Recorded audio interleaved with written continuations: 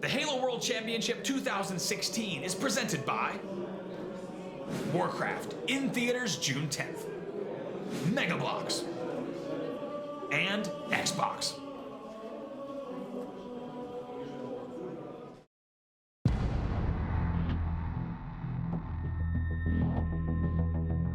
It is going to be an incredible day of competition. Today, we will decide who those two teams are going to be that move on to the Sunday final, because at the end of this, there can only be two.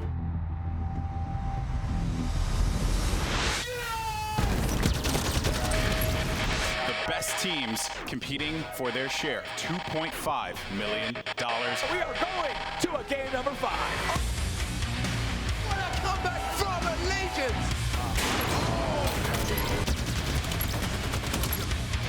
It's all drawn up. Allegiance are going to the grand finals! Let's go, finals, baby!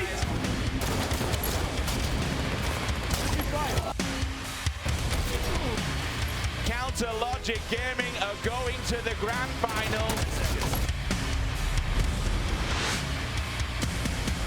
Let's go, baby. Let's go.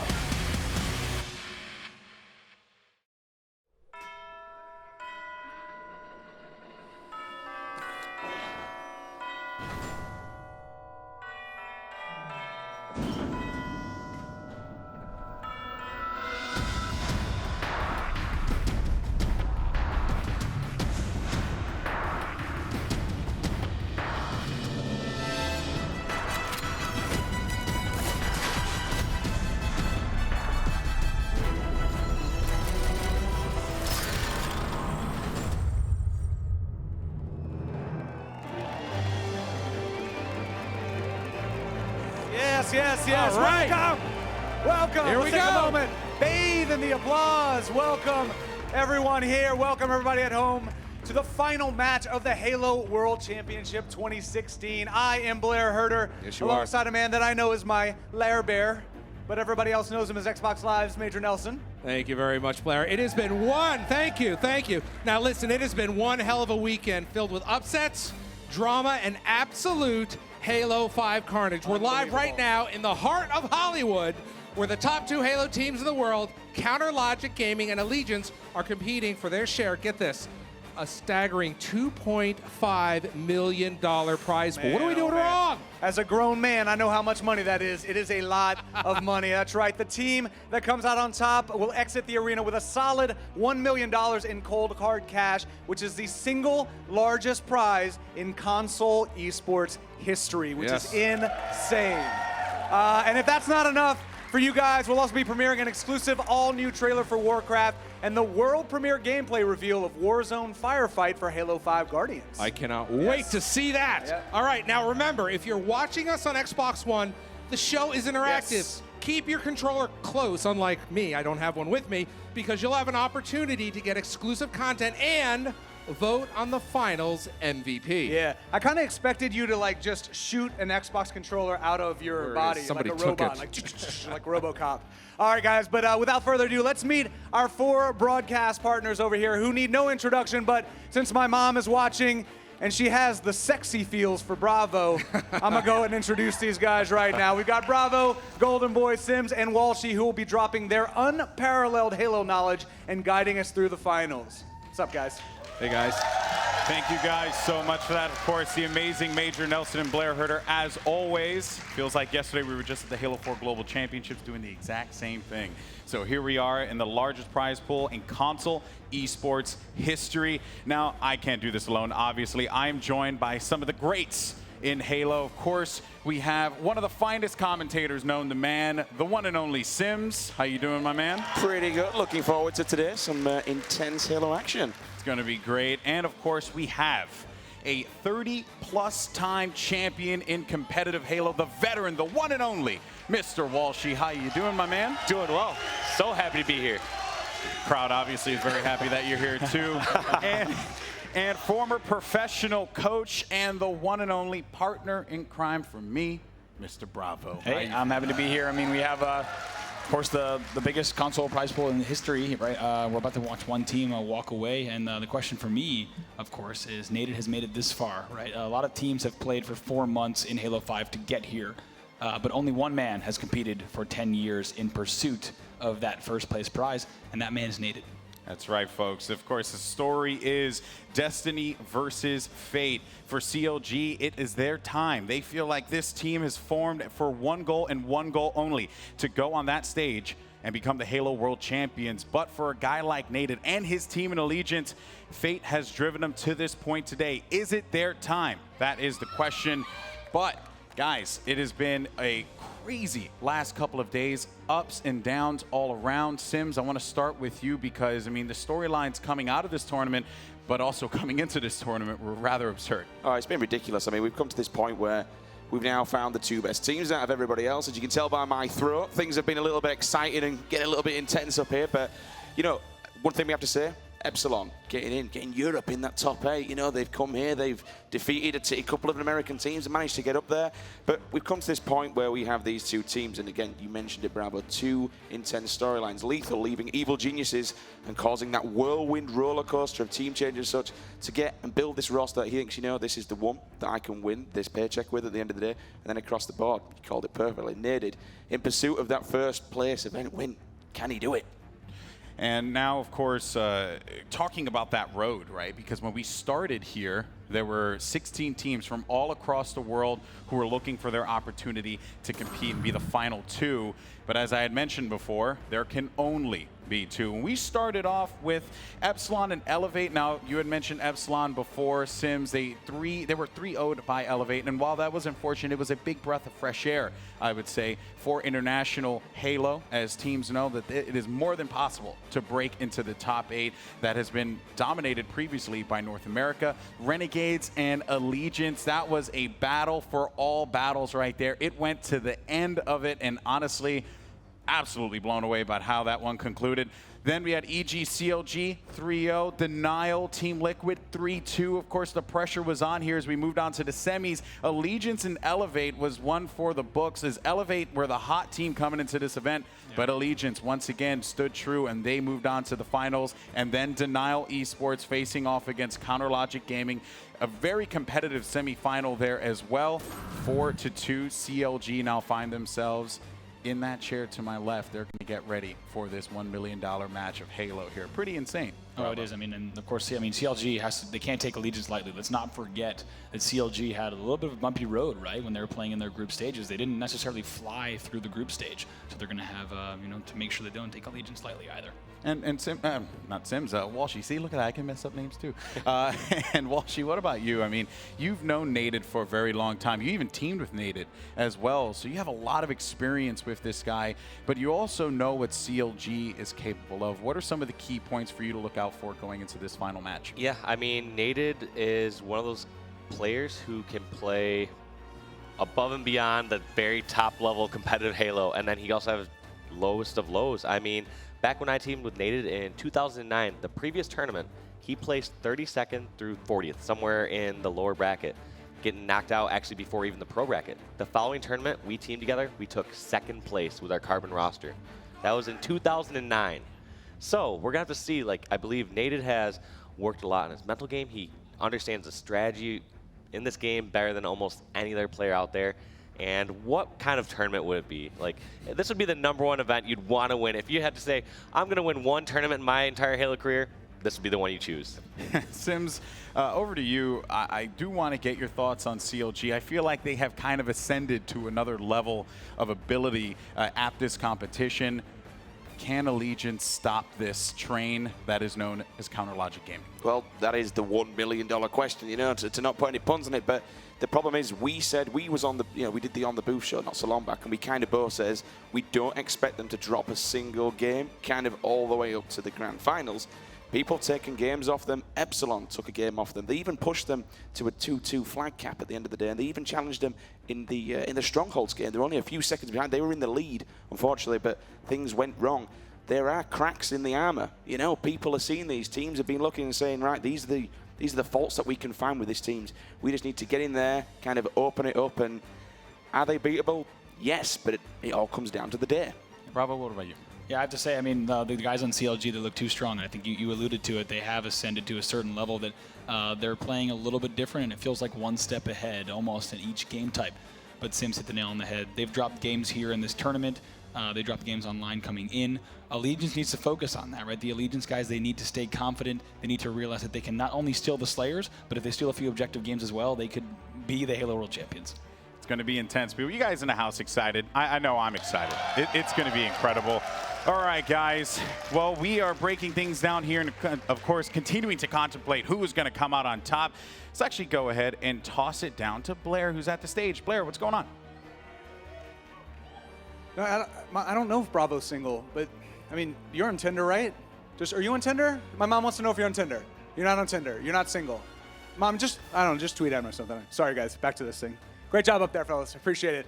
All right, guys. So we've just watched all those amazing packages. We've watched this competition now for months on end. We know who is already here. But just a little recap. Today's matchup is the culmination of over 4 months of insane, never-before-seen competition with nearly 1,000 teams spread across 6 continents as they battle for a spot right here in the Halo World Championship Finals. Now, the 16 best teams actually came to LA this weekend, started this tournament, and now only these 2 remain.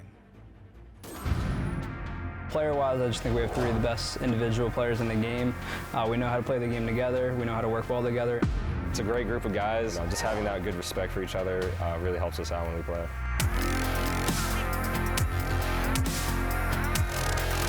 I think our communication is the biggest factor for us. Allegiance, for example, they're like more upbeat and like to just scream and get like really hypey. We play with the most passion. We wanted to play calm at first, like relax calling out and stuff, but we realized that doesn't work for us. We need to be yelling and just getting hyped. We just need to play our game. Everyone knows how good we are when we play our game. So I think that's just the biggest is communication. I know how bad Nathan wants this win, so I'm just trying to bring him that W tomorrow. I'm going to do everything to make sure he doesn't get the win. It's going to be a war, that's for sure.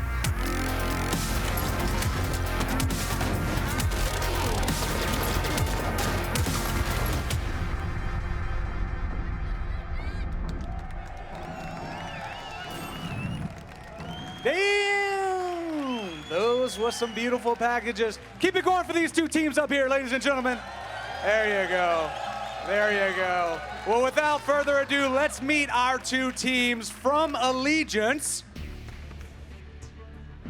Sal L-Town Mohenan. Brett Naded Leonard.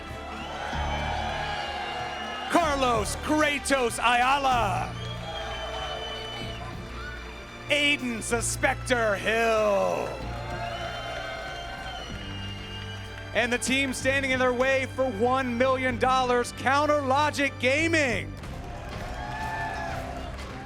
Matthew Royal 2 Fiorante. Paul Snakebite Duarte. TJ Lethal Campbell. Bradley Frosty Bergstrom. Yes, yes, yes, yes, yes.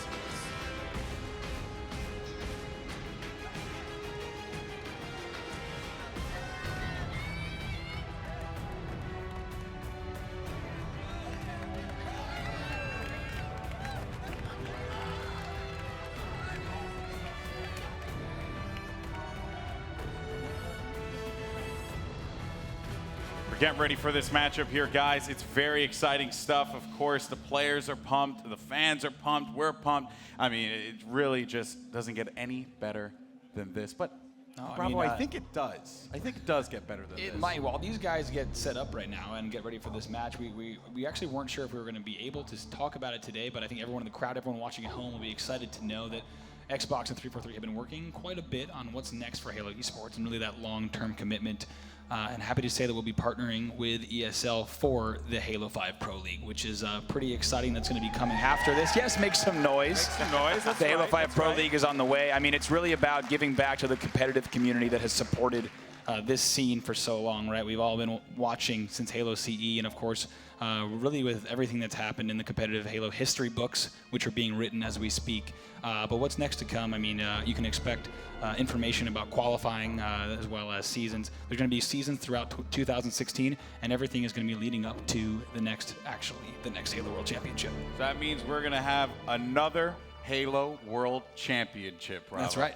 Awesome. Hopefully everyone has enjoyed the Hopefully this you Halo guys World are there too next time. That'll be pretty fun, I would imagine. That's right. I mean, so we're going to have details on how to qualify for Season 1, how to tune in, exactly how the teams are going to lay out. All of that's going to be coming to Halo GG in the near future, so keep an eye on halo.gg. But I have to say, this match here is going to really set the tone for what's to come in Pro League, right? I mean, people are going to, like, the teams that stick together from this tournament, the teams that might split up, whoever wins this tournament, there's a very good chance that we're going to see them in Pro League as well. That's right, folks. And these two teams, you guys know, you saw the video packages, you know who they are, but let's just introduce them one more time because it is time for the finals, folks. Counter Logic Gaming facing off against Team Allegiance. And I tell you what, guys, I mean, Walshy, Sims, this game is going to be nuts. To introduce the players here, Blair did it before. Nated, L-Town, Suspector, and Kratos. It's been a long road here. Besides Nated, Sims, and we've been talking a lot about Nated. You know, I think even his team know that they want to bring this victory for him. Who is another player on this team that you personally think they should be looking out for if you're CLG? I think without question, you've got to look at Kratos. His shot is just unprecedented every single time. The amount of perfect medals we'll see that guy rack up, and his aggression.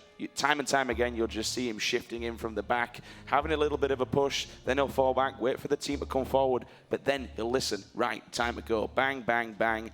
Bodies flying everywhere. Certainly a strong player on that team. It's going to be interesting to see how he comes out on top there alongside Allegiance, but on the other side, and there you see him right there, the one and only TJ Campbell, better known as Lethal. This guy decided to make a dramatic change. He left the top-ranked Evil Geniuses roster to join this squad, this Counter Logic Gaming team that placed second numerous times throughout HCS Seasons 1 and 2. But Lethal proved to be the X factor, and while they fell short at X Games to a very emotional Evil Geniuses, now they've put that behind them, even defeating EG in the quarterfinals. Bravo, your thoughts? I mean, it really is a crazy story. I mean, just like you said, keep in mind, this is a team, CLG, that Lethal, in the past 2 seasons of Halo Esports, had defeated time and time again, right? They were winning tournaments, but he said it himself. Something about this new team roster was where he wanted to land, and even though they weren't able to close it out at X Games, he knew that this was the team that could win the Halo World Championship, the team that could take home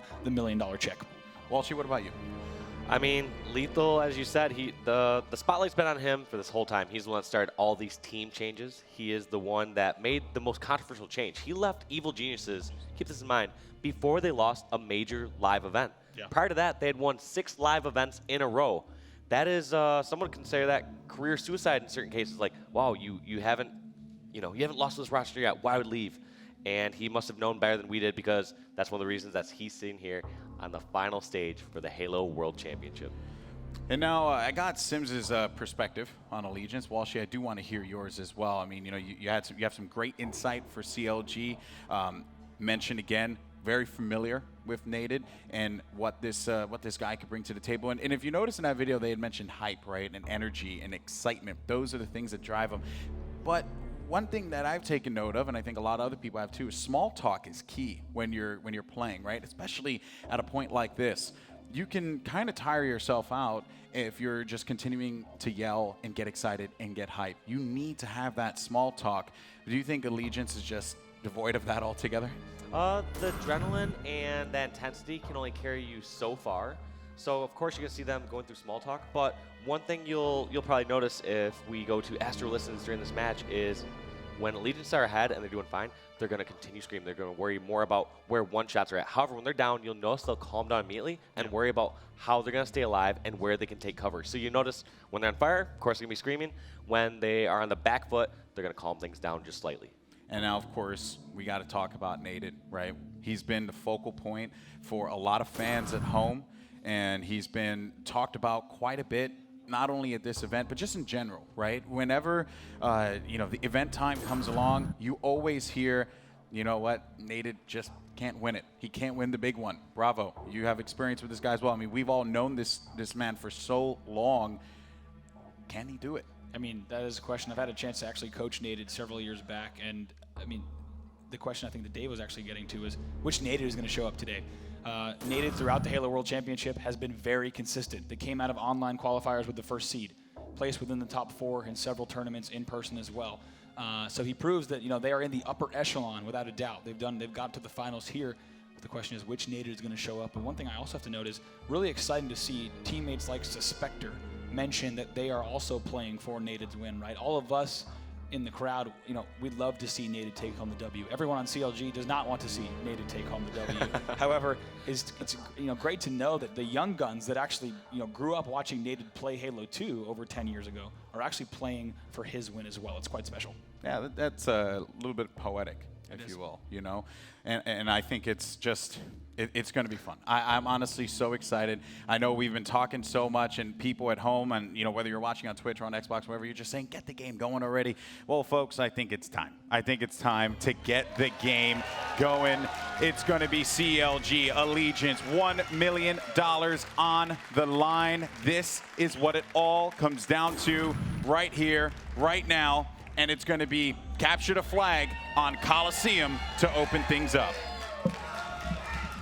And we have, Bravo, this is going to be, I honestly just do not know what to expect here. But you know what, though? We're going to have to just kick things off right away. And we're going to do it with Lethal. Why not? Why not jump on board with Lethal to get things going, Bravo? What do you think you're going to see here? Of course, he's charging straight up for that sniper, working with his teammates. L-Town getting the first kill of the finals, and Kratos following it up with a double, or with a second kill, I should say, excuse me. Lethal now looking around as he picks up Kratos. That's right, and this start for CLG looks really good. This kind of is a statement about their play style and how they play Halo 5. You see Lethal is calm, cool, collected. He's staying alive on top green. He's cleaning up kills. Let me say it's 30 seconds into the match and they still haven't picked up sniper rifle. They're just baiting this and really taking their time on this first weapon pickup. Yeah, man, not getting sniper rifle right away is interesting, to say the least, because typically that gun is picked up real early. Not the case here. Lethal, though, he's going to finally pick it up. Now I'm looking to make some moves, and we saw what his teammate World 2 was capable of doing with this at the North American Regionals. Now it's going to be Lethal's turn to show us what he could do and take some faces as he's continuing to rotate around and look for the opponent. Managed to get a shot there, and that's going to be Snakebite. Picks that kill up. Flag has been pulled ever so briefly, though, but it is going to be shut down by Kratos right away, and another shot will go down. Flag has been pulled on the CLG side as Nated and the crew are looking to do some damage. What a shot there coming out of Lethal, but the flag is going to be across map. Does he nail it? No, he does not just yet. He will fall. Now we'll go over to Kratos to see that. Actually, he is melted, though, by it looks like Snakebite does have that scatter shot, so we'll go over to him. Spend some time on his screen. Snakebite looking around. He's smelling, he's sniffing blood pretty much. Scatter shot in hand, but there is going to be a player right in front of him by Fountain, and he gets that shot with relative ease. Looking for another. Suspector over by Blue Cave, but will a nade find its way? Yes, it does. Snakebite can't stay alive, but he is able to help out with that assist.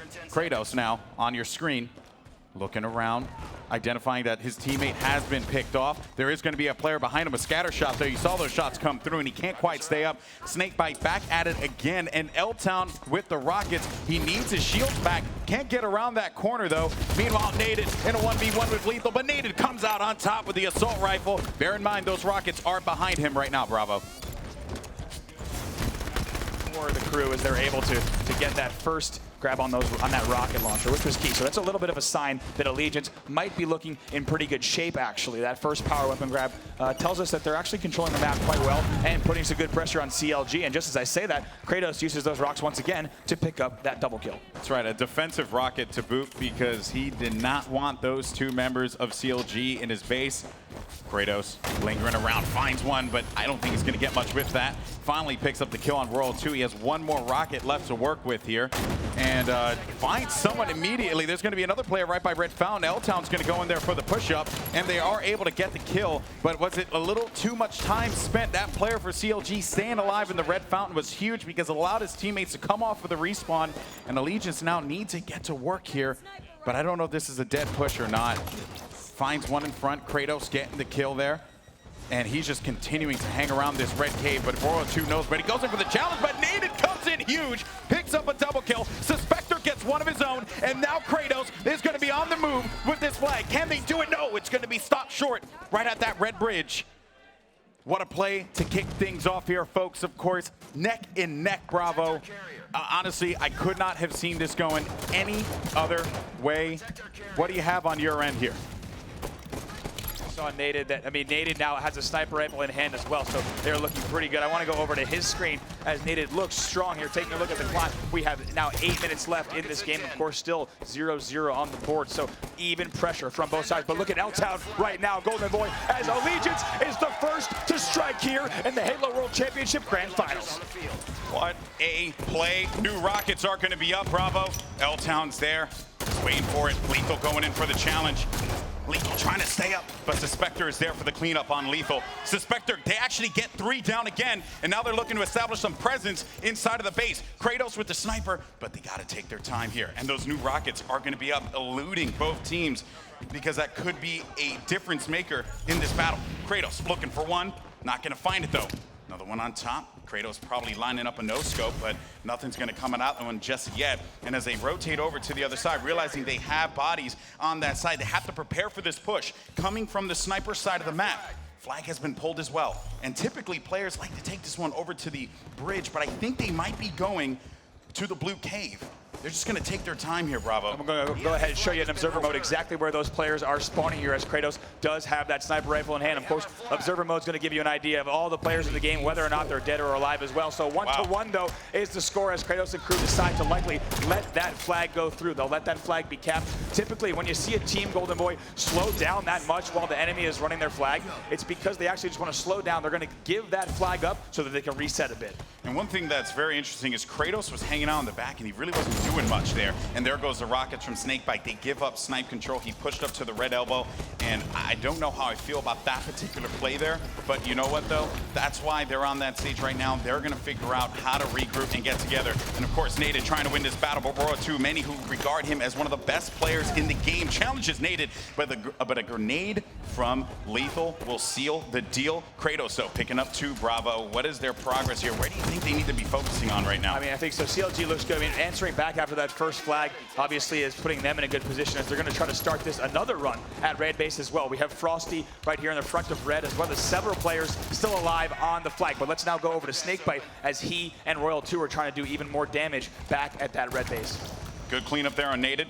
One player is going to be behind him, and I don't think he actually identified it, but actually he did. I stand corrected. He knew he was there. He just decided to go after the rocket player because that was a bit more of a priority. New sniper's going to be up. Nated, unsuspecting enough, will get challenged and will fall. Kratos now the only one there to try and stop this push to the sniper that CLG's mounting up, and he does manage to pick up the kill, but it will be a trade. Meanwhile, Lethal has those nades, but has dropped them inside of the blue base, and Frosty hanging around by this blue cave. World 2 and the crew just want to do as much damage and start to put in some work and force Allegiance to play defensively. Yeah, that's what we're seeing right now. Actually, CLG is playing this very slow, very strategic. They just had 3 players of Allegiance dead. They decided not to pull, so that means anytime you see several players on the opposing team dead without a flag push, that means that the team has decided to once again reset a bit, let the enemy team respawn, and then make sure you force that respawn to one of the corners, kill them again, and then start your flag run. This is looking like a good flag run here for CLG. Potentially they have coverage top mid. Lethal, though, is going to have no shields and falls. And that will be World 2 gets dropped, and Kratos is just slaying everyone, picking up a triple kill.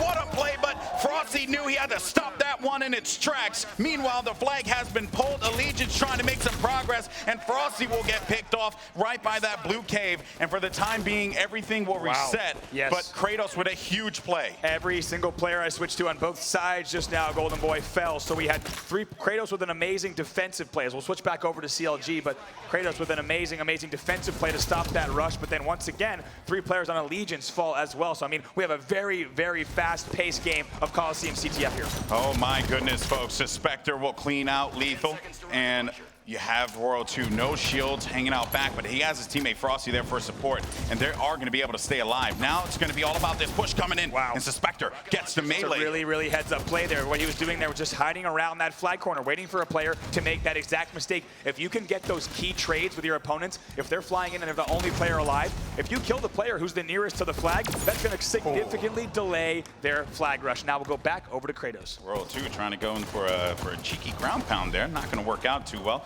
Kratos looking, he finds someone by Blue Fountain, and that call out has been made, but they know that there is going to be significant pressure coming out of the snipe side of the map, and that's why Kratos is going to play this one out slow. 1-1 is the score, guys. If you're just joining us, this is game number 1 of the Halo World Championship Grand Final between Allegiance and CLG, and Kratos just could not stay alive, and now a flagpole coming out. Suspector is able to get that clear. Has to be careful too, because there could be someone right around that vicinity and wants to get that return as soon as possible. And when you stand on that flag, you're able to return that one back quicker, which is exactly what they do. 3 minutes left on the clock here, folks. This has been a grueling game of capture the flag on COLISEUM to open things up here at the championship. And Suspector, I love that play. He goes in for the challenge on the player jumping to top mid instead of chasing the guy he had one shot initially. Now Suspector and the crew need to make some progress and put pressure on this top mid player. Frosty can't quite stay alive. I mean, Suspector's doing everything he needs to. He's got the SMG and DMR combo just now moved over to the BR, but laying down the shots and picking up the kills that he needs to, really controlling the sniper side of the map. Keep in mind too, that sniper rifle's up for grabs, and who picked that one up just yet? I believe someone, I'm looking around the screen on my end. That's going to be Nated who managed to pick it up. And I have to say also, L-Town still has the rockets. Not sure if there's any left, but all 4 dead for Allegiance now, so we got to go over to the CLG side. Now the question is, does CLG go in for another round of slaying to try and secure this next cap? Royal 2 with a sniper, and we've seen what he could do with this weapon in this position. Finds one, but he's not going to be able to pick up that headshot. Another one in the back. And they're going to have to be slow because 2 players actually just died on CLG. So Royal 2 having the sniper rifle here is great. However, he's not going to be able to just push in alone. It's going to actually delay once again. So Allegiance put up great resistance despite the fact that they had all 4 dead. Killing 2 out of 4 players off of the respawn is, I mean, you got to talk about how big of a stop that is. Royal 2 waiting around here. He knows if someone creeps around that corner, he's going to take off their visor just like that. Maybe another one is going to go in for a challenge. Who knows? Are they risky enough? Are they gutsy enough? But backing away that smart member of Allegiance as he runs away, and Royal 2's rotation here is phenomenal. Yeah, I got to talk about, though, his teammates are consistently dying on that bottom right there, have not been able to push out. So despite the fact that Royal 2 has maintained sniper control, you know, his teammates need to be pushing in. They need to be winning those battles. It looks like a little bit, I mean, a really good resistance, potentially also a lack of coordination from CLG on these pushes. Only a minute left here. 3 players stacked up on the blue cave as well. 2 guys down. Frosty with rockets. L-Town trying to challenge and do what he can to stay alive. But here comes the flagpole with a minute left on the clock. Will CLG do it? But I don't know if you saw it at the corner of the screen. Royal 2 definitely did, but he can't do anything about it because there is going to be a member of Allegiance inside of the base. Nated goes in for the clear. That's going to be a double kill for him, and he is going to be able to get the return, but his teammate will fall in the base. We could be 45 seconds left here, Bravo. We could very well be seeing an overtime. Like you said, not much time on the clock at all. Frosty will get a big kill there, but we'll go over to his screen to see how they're going to push it. 30 seconds left, and they're making a push for the flag. Frosty, this young player here, making a name for himself in Halo 5. But they're looking at what a play there. L-Town down mid over by that scatter shot spawn, decides to move in forward. Wow. They get the return, and we're going to reset again. 20 seconds left in regulation play, and if it goes to overtime, it is basically going to be, if you win the game, you win the game. That's it. Not first cap wins. You have to make all the 2 remaining captures. Bravo, what a way to kick it off here, man. I mean, yeah, I have to say, CLG has the upper hand. They're getting more flagpoles, but Allegiance is answering back every single time, and Suspector not missing. We're in overtime. And we have a flagpole, but it's going to be immediately stopped. So things will slow down once again, but now over to Kratos on the Allegiance side. We are in overtime, Golden Boy. What a way to kick things off here. Kratos slowing it down, too. You know, he knows what the stakes are, and I have to say, this, wow, good shot. Okay, I'll take it. I'll take it. All right, continue to make some moves now. There's going to be 2 members down for Allegiance, or excuse me, for Counter Logic Gaming, and they're bringing that flag over to the Rockets side of the map because they know that the spawns are potentially going to be coming in from Snipe side. So now Kratos with the moves, he is going to be able to avoid that nade, but not in time. Meanwhile, Nated down low, can't stay alive. Lethal picks up a double kill there, a crucial double kill Now it's going to be up to L-Town. Does he realize that this is a dead flag, or does he try and make something happen of it? One down low, that's going to be a clear. Maybe another one for him goes down, but no, Nated gets the kill instead. 3 down for Counter Logic Gaming, but Allegiance need to regroup and react to whatever it is that CLG brings to the table on this next spawn. I gotta say, Nated actually died with the scatter shot bottom middle off the respawn, immediately flies back to bottom middle to grab that scatter shot, but he's shut down. Now over to Suspector, like you said, under 2 minutes left in overtime as well. As a reminder, if we are still tied after overtime ends, we will replay this CTF game entirely, but Royal 2 here pushing out of his base. Now Royal 2. Oh, he finds someone above him, and that's something Allegiance likes to do. They like to go up to that red 3, quote unquote, that area, or red 2, whatever you want to call it. That spot that is pretty good to hold down. But here comes the onslaught from Allegiance. The Lethal there immediately with a kill on L-Town to stop that progress. 1 minute and 23 seconds left on the clock, and Suspector's trying to defend with this SMG. And Royal 2 and CLG are actually in a really dangerous spot on top catwalk as well as green. They're set up with not only a DMR and a BR, but also a scatter shot from Royal 2. So Suspector is going to have to lock down this part of the map and get some key kills if they want to stop the CLG run. This is a big play here. Finds the flag carrier. Can he stay alive? He does manage to do so. Picking up 2. They are going to get the return with quickness. And wow, Bravo, what a start. I have to say, Suspector actually got behind the CLG sniper push just now. So they did not know that he was there with an SMG. They were not able to get the flag kill. Suspector Here comes going for the triple kill. What a play from Suspector. Gets the headshot, but a player in front of him will be lethal. The defiant one and is going to put that one away. That stops the rush entirely. Suspector and L-Town, the 2 players that were just in red base, they fell immediately. So Golden Boy, we are going to reset again. CLG might have time for one more push. Yeah, and one more push indeed, because they have positioning, and Kratos knows it. That's why he's going to try and establish himself inside of the blue cave. Here comes Royal 2, Splinter nade out. We'll stop a little bit of progress, and does Royal 2 fall? No, a nade will find its way to Kratos, and this could spell doom. 8 seconds on the clock, though. I don't think they're going to be able to make anything happen here, Bravo. Here Royal 2 now pushing into the enemy base, going to try to see if the Suspector pushes out. Oh, I can't believe it. Oh, and as the clock ticks down, that is it. Game number 1 will be a tie, and could we ask for 2 more evenly matched squads here in our grand finals? A lot of people thought that this squad, this Allegiance team, will keel over to the prowess of Counter Logic Gaming. That is not the case. Taking a look at the stats here, Royal 2 and Snakebite doing work. Most importantly, Snakebite, 34 kills for him.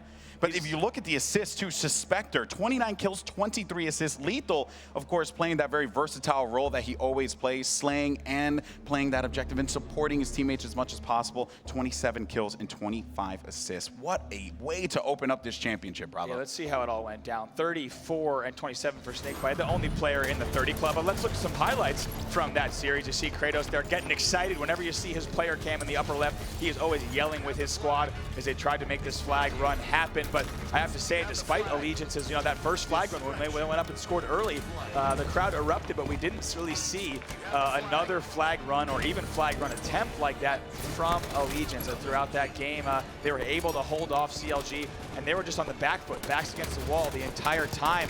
But I have to say, Suspector had some really, really great offensive plays, but we kept seeing them tie time and time again just before they got the flag out to bridge. You have to wonder, will they find more success if they try to start running cave side? Should they start running flag fountain? But look at this play from Suspector. He had help, but I mean, L-Town and he to get that flag return with 57 seconds left in overtime. A big defensive play from Allegiance. Suspector here as well. I think, Suspector having a DMR in his hands is proven right here is just dangerous for anyone he goes up against. He pretty much has to be no shields in order for that to affect him there. But there is CLG, and I don't think they expected this out of the gate at all. And I don't think they expected to get scored on first, nor did they expect to tie in game number 1. So this is going to be a bit of a check for them. And I think actually, to be honest, and we haven't talked about this yet, I think Allegiance winning game 1 could actually be very dangerous for them, because that will really kick CLG into high gear throughout the rest of the series. Let's talk more about CLG. Of course, they came here because they got first place at that Halo World Championship Tour stop in Columbus. Lethal, the newest addition of this squad, leaving his former team of EG, which was so dominant over the past 18 months. And this was their first team win at the Columbus stop since 2014. So, of course, they want to add this to the history books. There are the CLG boys on your screen. You see Snakebite shaking his head a bit. He's talking about the things that they need to do, because if you're CLG, you know you can win this game. But Allegiance had a little bit too good of the pressure. It goes both ways, though. Really good offense, really good defense. But if we look at possession of the map, right, you're looking at probably like 75% CLG, if not more, throughout the game. Allegiance can't play with their backs against the wall for the next 12 minutes. They need to change the pace of the game. Oh, and I think Allegiance have certainly proven that they can get in CLG's face and be a nuisance to them, and that is exactly what they're going to do. Allegiance is not going to just give in. Here we go, folks. Capture the flag on COLISEUM, part 2, as we do the replay, and you know what? It really couldn't have started any other way. Let's see what these two teams bring to the table, but a beautiful first strike Hail Mary nade there coming out of Snakebite, looking for another follow-up kill on L-Town, but he won't find that one just yet as his teammate Lethal. He sees that red X pop up, so he has to expect that they want to make moves on this blue cave side. There's Suspector again. He is so difficult to take out, right? And that is a testament to his ability and what this young man has been able to accomplish, you know, throughout his grinding of Halo 5. But Snakebite 2, let's not forget this guy right here. He is incredible, and there's a reason why he's just establishing himself inside of the base here. So smart. He's just peeking on both sides, throwing the grenade. And here's the fountain run that we might see. And look at CLG. In the first minute of the game, they're already 50% across the map with the first flag.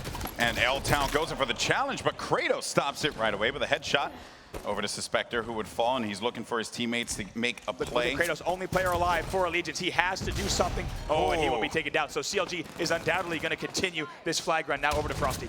Yeah, but you know, they're going to charge in for it, and yes, they do. They manage to make it happen. But one has to wonder, you know, they're losing a lot of bodies now. If they can clear a couple more kills, Allegiance might be able to get this return. Once again, Suspector, the only player alive on this part of the map. Their flag is still away. Somehow, they have not been able to get the return. So look at the CLG pressure. Now, Royal 2 does have the sniper, and I'm keeping an eye on exactly where that flag goes. Frosty is about to bring it home, Golden Boy. Well, you know what? I think this is very well going to be the case unless a defiant Allegiance member, Naded, is there for the stop. Oh, they do get that one cap in, so I apologize for that one. But regardless of the fact, though, 1-0, still looking good as Allegiance are now trying to get inside of the CLG base, but Naded won't stay alive as he gets picked off with the assault rifle in the air. And I have to say, CLG looks a little bit too strong off of the break. It looks like they knew exactly what they needed to change up in their gameplay to get the first flag in. And it looked to me like also Allegiance actually had 2 out of the 4 players of CLG dead on green side of the map during that flag run. But I tell you what, Naded, actually Kratos, excuse me, we'll go over to him. But Allegiance had 2 dead on green side. They should have got that flag stop, but CLG had just a perfect timing on moving that flag very slowly. It actually took them 2 to 3 respawn cycles to get the flag all the way across the map, but they did it. They now lead this game 1-0, and Allegiance needs to turn on the offense. They were so confident in going after that flag. They really just never gave in, which is impressive because, you know, a lot of teams probably would have realized that if you're stacking up too much on that side, maybe you don't go for it. But again, right, these 2 squads, the slaying prowess that CLG has is unparalleled, and they relied on that to give them that victory. Kratos, though, he's going to hit that rocket against the wall, thinking that that player was, or actually that rocket was going to land in a different spot. World 2 looking for this, but he won't find much. Yeah, it was great shots there. Let's go straight to a listening now with Allegiance. We'll spend some time with them, see if they have the energy to get this map back, but their flag is out. Here's a listening with Team Allegiance. Top rockets. Just slay, guys. I'm looking. You top gas. Nice, Brett. Help out Brett. No one gonna be on it. Needed if you guys are super weak. Nice, Brett. I'll give Reno. Nice. 2 dead right now. 2 dead. They're pushing elbow. We have numbers. I'm on top. Still a cave. They're alive here. We're weak. We're 2 dead. One shot. Low, stay alive on spawn. They might be on snipe. Bottom right, we're 3 dead. One snipe. Rockets in 10 seconds. Rockets are weak. We gotta get these rockets. You guys focus on lethal weak. Lethal one's on Oven. I got lethal. Rockets on rockets. What's on a cave. We're 3 dead. We never kill. Take it. Alright, you lost one. Trying to get window. We're good, guys. We're good. It's gonna be the oven with it. They're oven now. You went their oven. I can't stop it. Let's rally this back. They're one shot Frosty. They're both one time. I don't know where he went. Still DMR. He's on the window. I'm hiding top cat. Or I'm hiding top side. They went to the BR. Oh, yeah, we're all at sniper. On the grass, on the grass. They are. It's our maze right now. I'll try me this sniper. The maze weak. On the maze weak. On the maze weak. On the window. The window weak, guys. They're running it. Don't let them run maze. Where's the running it? And there you have Allegiance just trying to keep that positivity going, but Snakebite is on the move, looking to put the third and final cap on board for this replay, and he will do it. CLG will take game number 1 against Allegiance, and it was a different story in the replay, but still, Allegiance, I mean, you know, not take anything away from them there. Just CLG knew what they wanted to do in that replay. Yeah, CLG was, first of all, closing on all the caps, and Allegiance didn't put up nearly as good of a fight in that match. It only lasted 5 minutes and 13 seconds. They did it pretty quick, especially compared to that last game. Looking at the score, a few players hitting the 10-kill mark, Snakebite and Lethal on the CLG side, but also Kratos, you see, dropping 10 kills as well, but significantly different kill differentials when you look at the CLG side, certainly outslaying just a bit. Let's see exactly how that match went down. There's some key replays. Frosty brought in that first flag. Keep in mind, this was under the 2-minute mark and just puts the layup there. I didn't even see that one go in. It just pops it on the flag platform, and Snakebite brings that in. There's going to be your second cap for them as well. They go up 2-0, and I tell you what, at this point in the match, I mean, it was just all CLG. That's all she wrote. Pushing in perfectly. You heard the frustration in Allegiance's voice as well. They couldn't stop the flags. They weren't able to get back. And look at this. Snakebite is just going to walk this last flag in. Had a lot of control throughout that entire match. CLG wins game number 1. They knew what they wanted to do going into the replay, and they accomplished it. Yeah. CLG, of course, doing work, as they always do. Now, you know, getting ready for this next one, right? This Slayer, you need Allegiance to come out swinging, right? They cannot keel over. I'm going to keep using that term because I know a lot of people think that that is what Allegiance was going to do, but game 1 proved, first game proved that they can go toe-to-toe. Right. And if they're playing and running on all cylinders, when you have guys like Suspector going off with a DMR, Kratos picking up numerous double kills, Naded hitting those shots with Snipe, I honestly think that they could very well do this. They just have to play hard. Oh, I certainly think so too. And it's specifically worth noting that that was an objective game type, right? And it's a very large-scale objective game type. It's not a hectic, you know, like a Strongholds on Empire or something. So that just shows you that they can play the long game in an objective game type with CLG. That could be an indicator of things to come. It definitely has CLG a bit worried, but if you're CLG, you're feeling good. Because you could see the look on Snakebite's face. He was talking to his teammates. He was shaking his head. They needed to change exactly what they were doing because clearly something wasn't working. They had control of the map. They had control of the weapons. But the pushes they were making, they weren't able to convert on any of the late game flags in the first iteration of that game. However, in the second, it almost seemed like it was too easy. Every time we cut back to Snakebite, he was doing front bridge runs up to Catwalk. They brought it back. I mean, for them to even be able to run that first flag all the way through the green side while still staying alive was pretty incredible. And it always boiled down to just one member of Allegiance just sprinting across to the rocket area, right, that open portion of the map, and trying to make a play happen. They just could not do it, right? They could not make it happen because when CLG grabbed that flag, they moved as a unit all the way back. And most teams think to themselves, oh, well, you know what, maybe that's an opportunity for a counter cap, but when you only have one guy there, there's not much progress. It's not going to happen, yeah, especially on a map like COLISEUM, because that player has to be awfully sneaky if they want to try to get that stop. That's right. So I believe we have our friends Sims and Walshy down on the floor. Guys, what's going on? Thank you very much indeed. So you just saw CLG obviously taking game number 2. The first one, very all tied up pretty much. We saw some double kills, triple kills, some big plays out of individual players. I've got to say though, Walshy, the one thing I need to ask, coming off of that, we know that Allegiance are very much this roller coaster team. They like to win games and move forward, and we saw that yesterday with Renegades. Is this going to have a proper knock-on effect moving forward? There are 2 things that I take away from that last game. One is CLG is an incredibly strong team on COLISEUM CTF. They have this strategy where they buy so much time over at Caveside and allow their teammates to just get opportunities to push in the flag and actually get pulls out. So this was a game type when I looked at it that I did not think Allegiance was going to be able to win. So the fact that they took into overtime in the beginning is a great sign if you're an Allegiance fan. And then the other part is, yes, this Allegiance can win this match.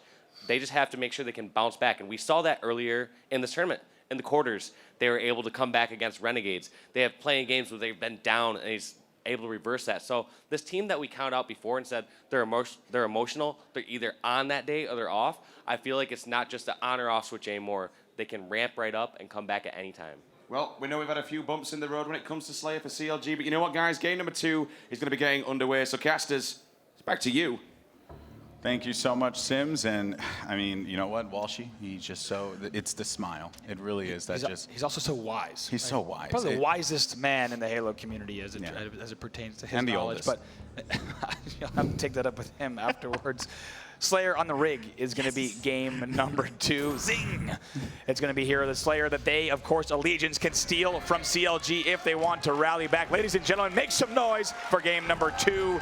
$1 million is on the line here, Golden Boy. Team Slayer on the rig, and what we know about this map is that if you were able to gain position of that back portion of the map, right by the bunker, which is what Naded and the crew want to focus on, it could work out very well. You see, if you are a person who plays Halo matchmaking, that is a great spot for you to get control of. And here comes Naded, finds one with the scatter shot, finds a double kill as well. Naded is going to start things off lovely. Perfect execution of the scatter shot and thrust play. He also has sniper in hand now as well. Look at how much ammo he's got in that top right.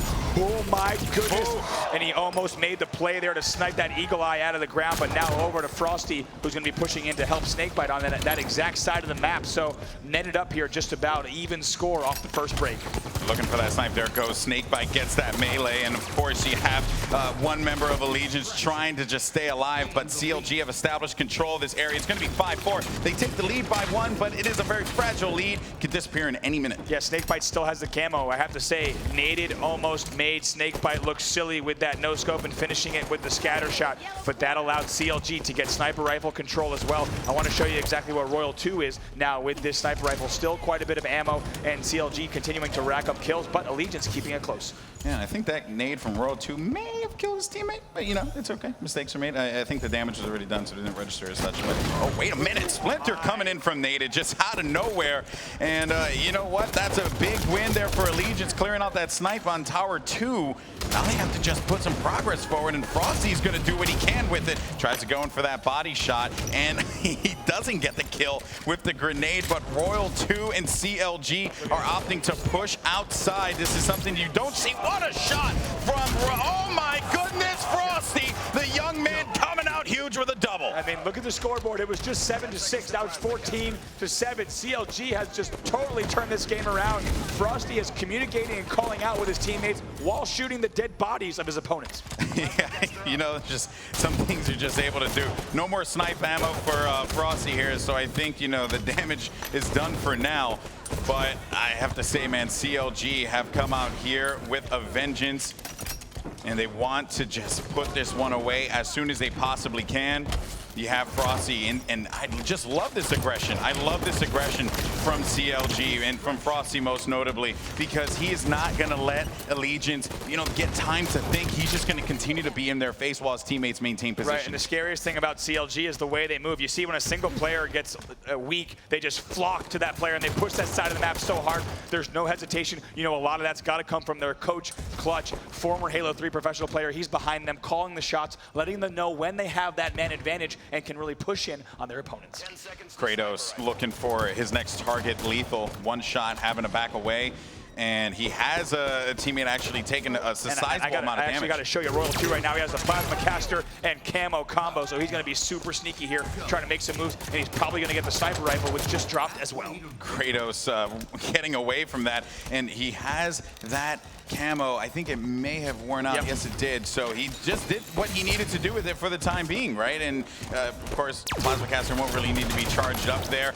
Granted, this is just an impressive run for CLG. They're putting kills on the board. A double kill and a killing frenzy for Royal 2. Finally gets shut down there by L-Town. I mean, Royal 2 racking up the medals there. Some pretty impressive performance from him. Look at the score line, though, Golden Boy. I mean, we are now at 11-28. You can't say enough how well CLG is controlling this game, despite the fact that Allegiance had such a strong start. I mean, CLG just looks like they're one step ahead once again. Off screen, we do have Snakebite with a sniper rifle. Going to be keeping an eye on that to see if that heats up as well. The throwing off Allegiance here with this approach, you never know where the sniper is going to be. The sniper's over on yellow corner. The sniper's probably hanging out by catwalk. Maybe he's by carbine. Who knows, right? Wherever the sniper wants to go, the sniper goes. That has been such a frustrating thing for this squad to deal with. The sniper's hanging out by the sniper. Like, you just don't see this kind of stuff when you're talking about Rig Slayer. Most teams like to play defensively and hold down positions in the bunker, but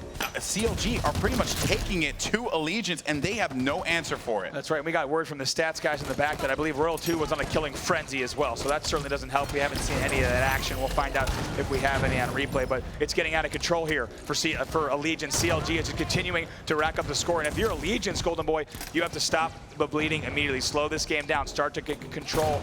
Make sure you're pushing out together as a unit, because there's no way they're going to be able to come back if they don't do that. I mean, you have to play pretty much as scattered and frantic as CLG is playing right now. That's really what it boils down to, because the way that they're pushing them, right, like just really taking liberties with getting aggressive on open side and pushing out sniper to tower, all those things just really seem to be throwing off Allegiance, and they can't find an answer. What a grenade, a splinter nade from Suspector. He had no idea it was coming. That's right. Let's go listen in with CLG for these last few moments as they are just dominating here on Rig Team Slayer. Bottom rail. I'm leaving here, bottom rail, push rail. Barrels. Bottom rail, there's a guy. Bottom rail. Nate is on shield. Weak on PJ. He's on shield. He's bottom rail. Scattered on base. Two bottom rails, spawn there. Alright, yeah. Slow it down, start working together. You guys go engine.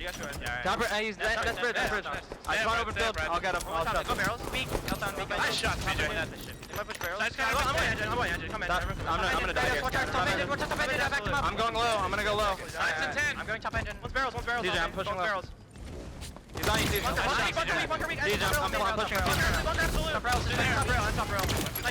Top rail. Top rail. I'm nading the snipe. He's in the Hey, Cam is coming up at 36. Top rail. Snipe. Cam is at 36. I'm gonna get this. Who's going bottom rail? Yeah, I got it. We need to get this camo. Yo, listen, one's going on pillar barrel. Matt will be the one to go for it. Barrel's the basement, naded. Two basement guys. They're looking for camo, I can't do anything. Barrel's the expector. It's not weak. To the right is scatter. I got camo. Catwalk, Kratos. One basement camo. Kratos, weak, catwalk. Let's fly basement. He's going nest, going towards nest. One's behind you guys. Push carbine. Up into last two nest, and then... I have sniper. Outside weak, Y all. Watch out, Y all. Keep this up. Nice. You're gonna be top engine. Under bats, under sniper. Bunker. Watch top rail. I'm gonna look for a kill here. Rail top probably, man. I'm no shield. Top rail on the window. Top rail on the window, PJ. Bunker. CLG is on fire, 46-21. They're continuing to add on to this sizable lead that they have accrued, and bravo, honestly, I'm just surprised that CLG came at them the way that they did. But you know what, though, Allegiance, this is one of those games where you just got to shake it off and move on, man, because there really is just no answer for it right now. 47-22, we're pretty much at the tail end of this game. That's right. I mean, and Allegiance did not know how to stop this, like you said. Midway through the game, they likely realized that they were not going to be able to turn this around. Only one kill left for them, and that's going to be it. Wow. CLG wins game number 2 in a dominating fashion, 50-22. Of course, more than doubling the score of their opponents. On the Allegiance side, of course, nowhere near as much excitement as you have. CLG is only 2 games away from $1 million. Let's look at the stats here, Golden Boy. Royal 2 with 17 kills. He was on a killing frenzy, 17-9. You had Snakebite and Lethal also contributing. Frosty and Lethal with those assists as well. And Kratos just not doing as well as he would hope. 1-13. He is going to be my player to watch. And what a strong start for Allegiance as well, right? Naded able to pick up a double kill right away. It looked like things were going to start to, pan out well. And then right here, Frosty, man, just did the dirty work, shooting those bodies. And we know that Allegiance is a very passionate team. Could have very well put them on tilt there. I would not have been surprised. Look at these shots here from Royal 2. My goodness, to hit the double kill, killing frenzy with the perfect kill as well. Look at the score here. I mean, Golden Boy, it's 40-20 at this point. And a big thing I have to point out is the luxury of these leads that these teams get. It allows them, entirely to just push away, right? You had CLG who could make a ton of mistakes. They had the luxury of saying, all right, we have this 20-kill cushion. Let's just be really aggressive, continue to control the power weapon still. But they continue to be aggressive without worrying. And Allegiance was just getting pushed down time and time again. Yeah, Allegiance just couldn't get their shot together, right? They couldn't get the shots that they wanted, Right. and because of that, it just, you know, really cost them that game. I believe that this squad can come back and take a game off of CLG. But again, you know, we knew this coming into it. They have to give it everything they have. And what's most important right now, and CLG knows this, is that if they continue to frustrate them more and more, maybe that just puts Allegiance in a mindset that is very negative and could very well lead to a CLG victory. A lot of it's going to come down to those opening starts, right? I mean, we had Nated there. Had he hit that scatter shot kill on the Camo player and maintained control of Sniper, CLG may not have gone on that run. You know, you have to look at these key moments in those openings can really dictate the pace of the game. That's what happened in Game 2. Allegiance needs to make sure that doesn't happen in Game 3. It's going to be a pressure-filled situation for Allegiance, without a doubt. Can they do it is the question. Can they answer back in game number 3, or will CLG continue their dominating run here at the Halo World Championship 2016? Don't go anywhere. When we return, plenty more action on the way. It has begun.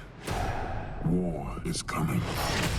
If we do not unite, our world will perish. You might want to head home, big man.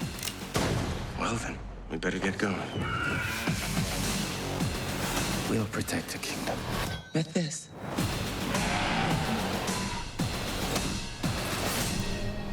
Warcraft, rated PG-13.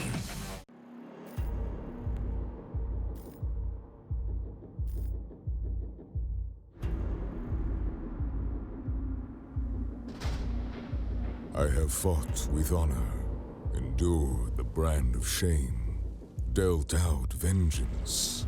Even at the threshold of oblivion, I stood against false truth and the all-consuming flood. But now, new foes have risen, and I have become their prey. Strange in appearance, these warriors hunt me. I see courage and conviction in their eyes, but also questions. The same questions I ask myself. In a lifetime of war, is this the end? My final battle? Will this hunter be the end of me? Were it so easy?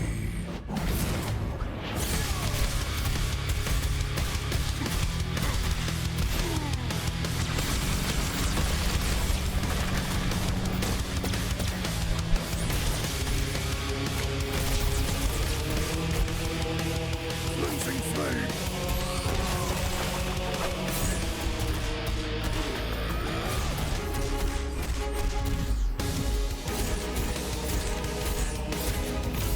Pathetic.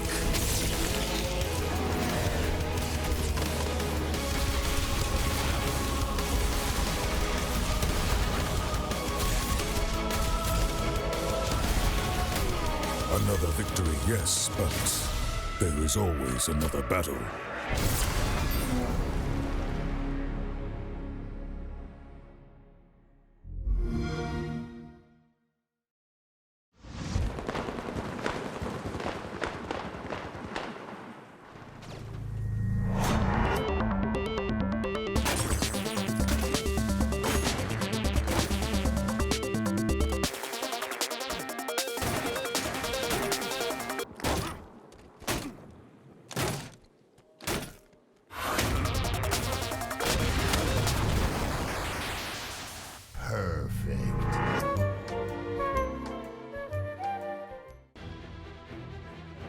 Welcome back, everyone, to the Halo World Championship 2016, live from Hollywood, California, as we are currently looking at CLG up 2-0 over a Defiant Allegiance. Can they bring it back is the question on everyone's mind. Of course, Counterlogic Gaming doing what they do best, straight work. That's right. Here we're going to have Game 3 coming up in just a bit. But before that, it's down on the floor to you, Larry. Thank you very much. You guys know who I'm standing in front of. This is, of course, Mr. Phil Spencer and Bonnie Ross from 343 Industries. Thank you guys for coming down here. It's great to see you. Bonnie, I want to talk to you. This is the finals. Let's talk about how we got here and what this means for Halo Esports. Yeah, you know, I think you guys all know that Halo 2 brought esports to the console. And 343 was focused on bringing it back with Halo 5. And it's not about me, because I just stand up here and talk. My team who actually did this, the multiplayer arena team, and their fearless leader, Josh Holmes, is sitting right over. Are they here? Yes. Let's give it up. Can we swing the camera around? I'd love to see these guys and girls. Great job. Thank you. And it's because of their passion to bring this back that we have esports. So thank you. Thank you very much. On behalf of everybody around the world, thank you. Now, Phil Spencer, this is a major milestone, not only for Halo esports, but for Xbox esports, right? Yeah, I mean, these teams are playing for $1 million. Wow. I mean, I think about us back on the original Xbox, plugging wires together. My esport was, could I beat the guys in my dorm rooms? Right. You know, and now like they're making a living. They're playing Halo. It's great to see how the community comes together to support esport. It's real. It's fantastic. I want to talk to you about where do you envision esports going for Xbox? I think for the industry, esports is going to be as big as regular sports. You look at the number of people that play games. You look at the different platforms people are playing on. You look at the money that's pouring in, the broadcast. I don't know what the viewer numbers are tonight, but I'm sure it's fantastic. You know, I think it's so accessible. Anybody can play a game. You can pick up the same controller, the same game these people play. You can grow your skills. I think there's no cap to what esports can become. Yeah, I was having this conversation earlier. It doesn't matter where you are in the world. There's no hot spot of esports. It's anywhere. It's your bedroom. That's right. I will say the fact that all these people are like less than half my age, it looks like there's some kind of age cap on what you need in order to be able to play. But yeah, anybody can play these games. It's fantastic. I think it's unlike any other sport. You just sit down, you grab a controller, you start playing games, and you build your skills. And away you go. Now, Bonnie, the winning team is going to take home the biggest prize pool in console history. It's $1 million. That's amazing. I mean, did you ever imagine something like this for Halo? You know, we obviously imagined the $1 million because we announced it. But I think that what we didn't imagine was that that with the rec pack, we could actually make this tournament be $2.5 million, which means the winning team takes home $1 million. And that's amazing. And this is just the beginning, and we're just getting started. As Bravo talked about, the HCS Pro Series starts soon, and so it just keeps going. I know, much like these folks, I have purchased my share of rec packs and contributed to that pool, so thank you for that. Phil, I want to talk about you. You've been at Xbox since the very first Halo Combat Evolved. What does it mean for you to see the growth of the Halo franchise and how important it is to Xbox? Yeah, and just to be clear, Bonnie has also been on Xbox since we shipped the original Halo. You know, it was one of our launch games. When we looked at it as a launch game, obviously we're bringing shooters to console, trying to follow in the footsteps of GoldenEye and Perfect Dark. It's amazing what this has turned into now, over a decade later. You see a franchise that for us is still critical to what we do, the biggest franchise that we have in kind of core gaming. And to see events like this happen around it, you kind of have to take a step back and just think about your history with the brand and with the console. It's such a cool moment for me. It's really great. I mean, here we are standing in Hollywood, California, amongst this in this amazing place with this amazing crowd. So I want to thank you guys. All right, before we go, Bonnie and Phil, I want to ask you one question. Who's your favorite team to win? Can you do that? That would jinx them, but I will say that I put my fingerprints all over their rings, which are amazing. Okay, so whoever gets it, I've touched your ring. Great rings. What about you, Phil? Do you want to make any predictions? No, I'm not making any predictions. I do hear that Bonnie's going to challenge the winning team 1-on-4. So, and I've seen Bonnie play. She's got mad skills. So I'm on Bonnie. All right, legit. Anyway, but now before we get back into Game 3, don't forget the championship. We've got something very special in store. I'm really excited about this. This is the world gameplay premiere of Warzone Firefight for Halo 5 Guardians. So make sure you stay tuned for that. Back to you guys up at the booth. Thank you so much, Larry, and of course Phil and Bonnie. Pleasure to have them here as well. Incredible what they do for Xbox and what they do for gaming in general. For me personally, it's a pleasure, and I'm sure for you as well. You work with Bonnie, at 343. So. Of course, and as Larry mentioned, as Bonnie mentioned, to have so many of the multiplayer team guys here to kind of witness the game that they've been building, right, for so many years, right, 3+ years building Halo 5 and continuing to push out updates every single month. It's exciting to have them in the room. I mean, everyone's here, right? Whether you're watching on Twitch or you're in the room, we're all here to see which team is going to be crowned Halo World Champion. I also want to give a special shout out to my friends on the pro team. The Halo 5 Pro team, these guys are awesome. They're in the crowd too. We had Strongside, who is here with us, joining us on commentary. I saw the one and only Dursky out in the crowd, the Dursky. Okay, in case you guys don't know. So honestly, everyone who's who in the Halo community is in the house today. And we thank you guys so much for tuning in live on Twitch and on Xbox as well. You guys are all incredible, and you're making this thing possible here and now. And there's just so much more to come with the HCS Pro League in the future. I am beyond excited. But guys, it is time for game number 3 as these teams get ready to go. Are you ready in the crowd? It is time for Strongholds Plaza. Can they do it? Can Allegiance fight back and prove to themselves and to everyone else that them being here, they deserve this opportunity and they can go toe-to-toe with Counter Logic Gaming. Royal 2 on your screen, gonna kick things off, and he goes right for it, right for that railgun, and I think it got combat evolved, as a matter of fact. So a plasma grenade went to the railgun and it flew away. And I gotta say, that's actually L-Town who has it all the way over at Yard. So he did combat evolve that weapon perfectly. That's when we talk about that metal, that's blowing the weapon back to you with a plasma grenade. You can very skillfully send power weapons off of their weapon pads to yourself to catch those and deny them from the opponent. So CLG, though, is going to put on early points despite Allegiance grabbing that power weapon. And ALG getting stuck in that Yard is not going to look good for them. They want to focus attention on the blue side of the map, the cafe portion, as well as down low, right, and bottom mid. But his teammate Snakebite is there for the pickup. Nated goes in for a challenge. Won't find much. Let me tell you why. Royal 2 is he's standing still right now, and that just tells you that CLG has such control of the map that he knows exactly which choke points to watch, and he doesn't even need to look anywhere else because he's so confident that his team is watching the rest of the map. Wow. And then look at this, he's going to be able to pick up the double as well. So CLG just dominant in the opening of the game. But let's go over to the other side of the stage here now on board with Nated. And I think that's going to be Kratos over at the mid-bridge, but Nated has to get out of there, and they got to figure something out here, Bravo.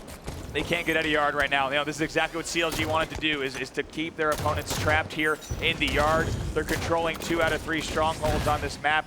Reason being, you only need 2 out of 3 points held to score in this new Strongholds game type. Of course, brand new for Halo 5, but Nated landing perfect kills across the map is certainly going to help them push out.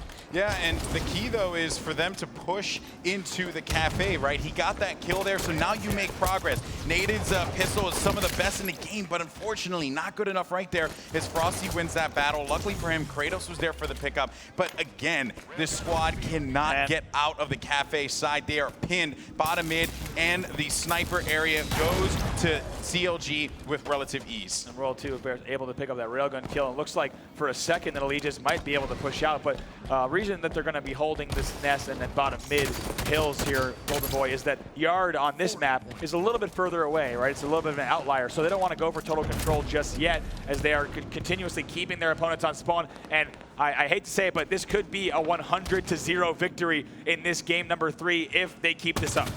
Oh my goodness, I cannot even believe if that would be the case. Now, the thing about Strongholds, though, folks, is that while the score may be 46-0, this game type is so awesome that you can come back into this, right? Allegiance is not out of it until that time, until that point, you know, status goes to 100, and then it is game over. But they still have an opportunity. Royal 2, though, whiffing on that railgun, really unexpected. And here comes the onslaught coming out of Allegiance as they're going to put bodies inside of that bottom mid Stronghold, and they secure it. Do they get it just yet? Yes, they do. Finally fighting out of it. Now they're going to start earning some points. Last second, it looked like CLG was actually going to get the Stronghold defense. However, they're going to start to put points on the board. Got to say, L-Town's kill just now on Royal 2 with the railgun was big. Now they're scoring, and, you know, I didn't expect Royal 2 to miss that rail either, but now Allegiance is on the board. Like you said, in Strongholds, you can stop the enemy team from scoring simply by controlling the 2 out of 3 points, and you can come back by a huge margin as long as the time allows. 2 players are going to be pushing up on Nest, which is the point right in front of you, and Frosty and Snakebite pick up kills. Now they're going to focus their attention on bottom mid, and if you get that trip cap, folks, it will spell doom for Allegiance because they will be earning a lot of points very quickly, and Allegiance knew they cannot allow that to happen, so they go right after Yard, and we're at square one again. Allegiance on that run were only able to accrue 10 points while CLG continued to rack up the scoreboard. Right, and it is certainly not enough. They're going to need to do that again and establish a little bit more control. But interestingly, you know, we actually saw CLG go for the total control for just a split just a second, excuse me, Kratos was on the winning side of that battle just now. And Kratos knows that someone will be here by the lift. That's why he looked that way, and he's waiting for him to lift up. So they were able to get that nest. And the thing that was really smart there of CLG, just to wait it out and let the teammate clean that one up. And that's exactly what happened. 4 down for Allegiance. Yep, I was just going to say the same thing. All 4 dead for Allegiance. Not looking good for them. As off the break, they're going to control this right here. They're scoring once again. They might even be going for yard. However, they might just maintain this spawn trap. Now, keep in mind, in competitive Halo, you can only respawn, in certain zones around the map. Now, these teams have practiced day in and day out how to control those respawn zones. And you see right now, a reason Allegiance cannot push out is they are trapped at the yard part of the map. And CLG in no rush to get them out of there, right? Oh, and missing that shot. And I agree with you there, Bravo. There's no reason for them to just, push up on the loop and see if they can get in their face. They could just continue to put the pressure where they are and let them have yard. They're, obviously CLG is content with capping 2, but here we go. Allegiance now making progress down low. And again, Snakebite can't find that rail shot, but Frosty gets the double kill and the stronghold defense. They are looking, though, their sights set on Nest. No need to worry, because your teammate's there for the pickup. You focus right back on the slaying, unless there's some movement from Allegiance that Frosty was not picking up on, or his teammate made the call for, which is exactly what's happening here. Let's go to a late game. Listen in here in these last 10 seconds, see how CLG might be able to close it out.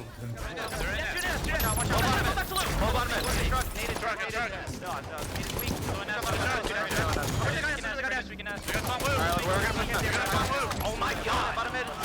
Trash. Trash out down, going loop. Let's go deep. They're so fucking bad, bro. Oh my god, bro. Woo! Oh boy, some choice words there. Gotta clean that mouth with soap, young man. Oh goodness, that was CLG looks too strong. They look too good there in that final score. It looks like it was actually, I think, 100-15. Yes, 6 minutes of play there, but I mean the score and as well as the kills, I mean they tell the story. 10-7 there from Snakebite, 10-6 from Royal 2, and 12-9 from Frosty. CLG looking dominant. Let's take a look at some replays from that last game. I mean, the story was CLG not looking back after the initial push. Here's Royal 2 as they push in. And I have to tell you, from here, they never looked back. 13-0, they kept going up with the score. I got to talk about that moment there, Golden Boy. You had Royal 2 just sitting and watching to see if anyone's going to come out of the Cafe Flowers area. I mean, when you have a player who's standing still for 10 seconds at any moment in a Halo game, it means they are in full control or they're trapped very far deep in a base. We might have seen the same thing from the Allegiance side. However, CLG is looking real good, Royal 2 and crew. There's a reason why this squad is one of the best teams in the world, and why when this team was formed, many knew that they would be a powerhouse in competitive Halo. Even Lethal said it after X Games. He went on Twitter when they lost their gold medal match against Evil Geniuses.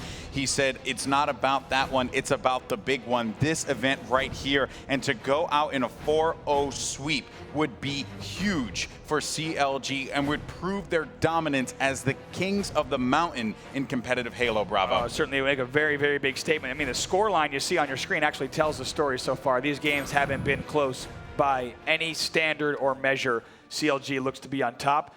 And this question here that Nated, L-Town, Suspector, and Kratos need to ask is this the end of the line, right? Is this where the story ends for the Allegiance squad during the Halo World Championship? They can turn this around, right? They did it before. Let's talk about the road they took to get here when they were playing in their series in the quarterfinals. Down 0-2 in the series, down 0-2 in CTF with 3 minutes left. We've been repeating that, exactly how epic that moment is, and they rallied back to win the CTF 3-2. They then win the series 3-2. That's still possible here. The question for me is, Allegiance satisfied with second? Right. I wouldn't be. I wouldn't be satisfied with second. I would fight. I would give every ounce of energy I have and leave it all on the floor. And no matter what happens, right? You cannot give in. CLG is the kind of squad that will make you think it is impossible to beat them. But as Sims had said before, it is possible. Teams have done it. Now, while they may not have defeated them in a series, they can very well defeat them in a couple games, and that is all they need. That's it. To come back into this one, Bravo. There's a few games left to play. If they happen to win, these next 4, then they'll be able to take home the prize. It's going to be a long road then, but I think Nated and crew, after hearing from them, they're ready to leave it all on the stage, but we'll have to see if they can pull it together because CLG is looking strong. All right, folks, when we come back, we are going to have a Game 4 showdown between Allegiance and CLG. Will this be it? Will CLG go out 4-0 and win the Halo World Championships, or will Allegiance fight back? Find out after this.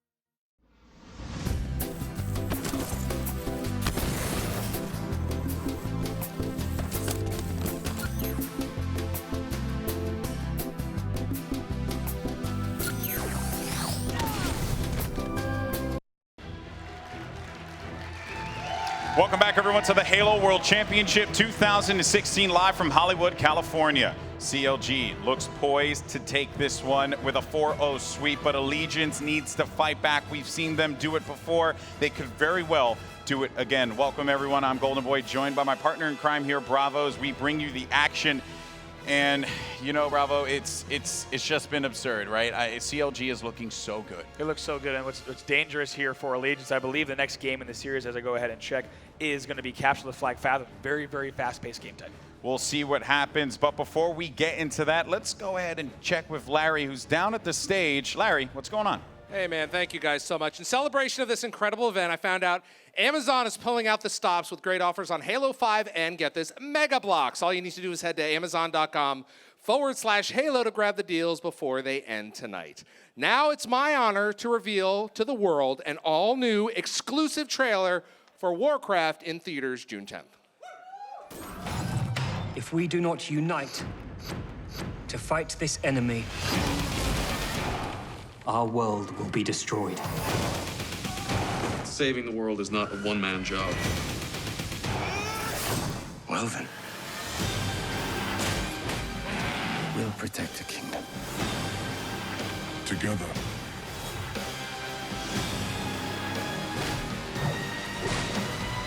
Warcraft, rated PG-13. And there you have it. Warcraft looks awesome. I can't wait to watch it. But you know what, guys? We know at home you are wondering, well, who's the most valuable player of this event, right? And we have the solution for you.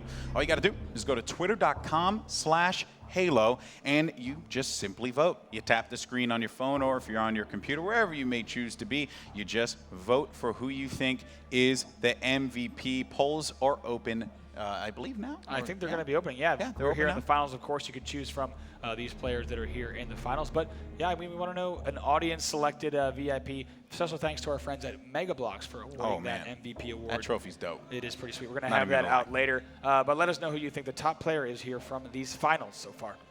It's going to be a good one, folks. Of course, we want to know who you think. So once again, go to twitter.com/Halo, who you think is going to be the Mega Blocks MVP. But guys, I think we're going to get ready for this next game here in a little bit. That's right. Bravo. I think we're going to go ahead and go to the MVP. It's going to be exciting. Yeah, we're going to go ahead and now take a look at this MVP video before we get into game number 4. The Halo community wants Halo to be as big as possible, and I think this tournament shows that. With the prize money going as far as it did, there's no doubting how far Halo can really go, especially with such a strong community behind it. The Halo community is just awesome, and you know, they love the game as much as I do. It's just amazing, man. It really is. The MVP is definitely Suspector. He just always is going big. The MVP on our team would be Suspector. I think the MVP would go to Royal too. I think CLG's MVP would be Snakebite because he keeps us mentally in check, especially like a series like this for like $2.5 million is pretty big.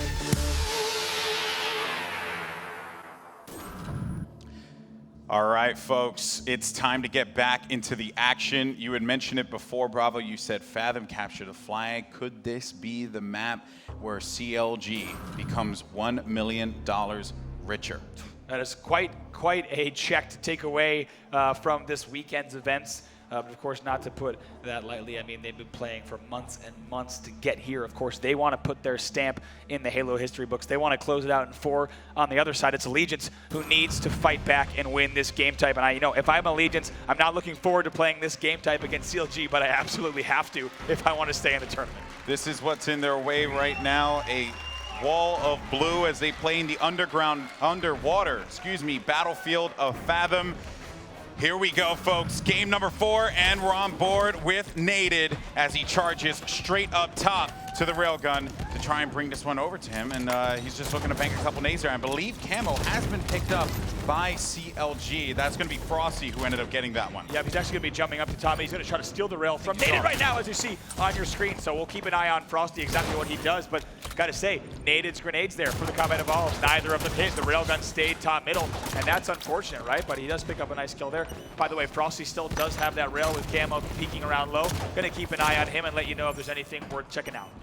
Naded around Treehouse here, knowing that this could very well be it. They have to put 150% forward, maybe even more, to defeat CLG. But there comes Frosty with the assist, helps out his teammate. Now they're looking to make some progress as CLG is going to converge on the blue base flag. And here we go, CLG starting to run down low in the blue pit. Could this be the first flag cap that they get? I believe it is going to get tossed out though, so Allegiance is most certainly not going to just give in. And I have to say, that is now 3 dead for Allegiance. They're going to need to step up. The Suspector was the last alive, so CLG should be able to put this flag in, if I'm not mistaken. They're just waiting for the return. Here it comes. They're going to cap right now. Golden Boy and CLG will go up 1-0 here in potentially the 4th and final game.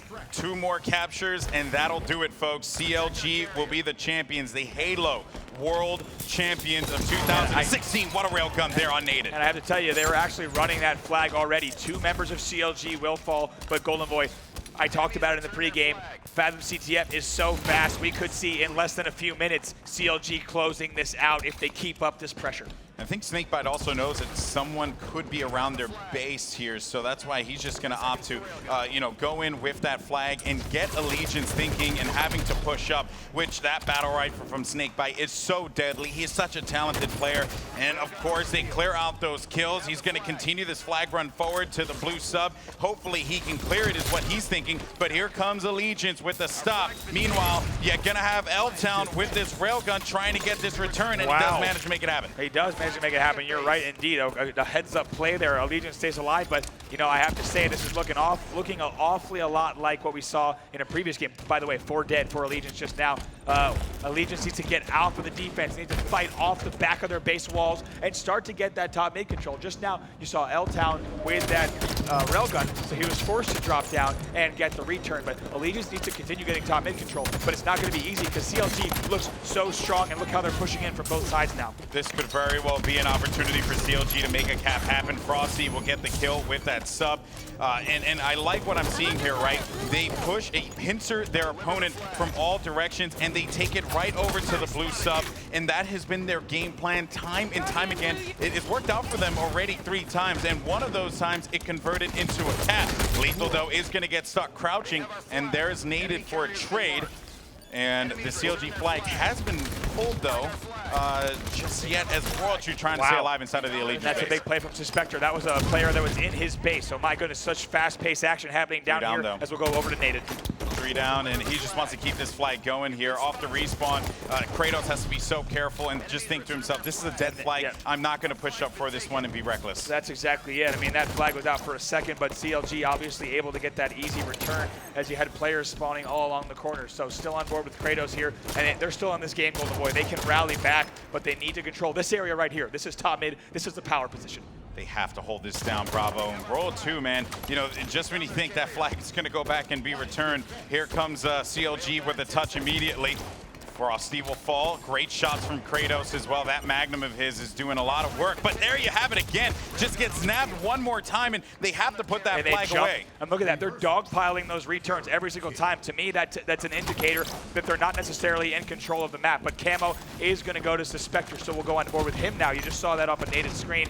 Suspector might be able to make some moves here with the Camo, but whenever you see a team dogpiling on a flag return, that means they want to get that return as fast as possible. They can't risk it, and they don't have map control. If you have map control, typically you can only send one player and get away with the return. You got to be careful too about that silo spawn. So you are going to have players just charging straight across the map, and Suspector can't stay alive. So you have one guy spawning in the back of the base. That ended up occurring with another spawn happening by silo, so that run just couldn't get going. But you saw Allegiance begin to converge inside of the base and cause some problems for CLG. A trade for Kratos too is pretty good as they are continuing to get kills. 2 for 2 now with 2 alive on both ends. Yeah, you see now 7 minutes left in the match here. As you see, a Storm Rifle in hand. Let's get ready to go into a listen in just a moment now with Team Allegiance, as we have, like I said, still plenty of time on the clock. Let's go into a listen in with L-Town and Team Allegiance. Full shield, another on the corner. Stinky and their BR. What's our tree? Los is helping you. On their tree. So one shot. Watch our porch lethal right now, guys.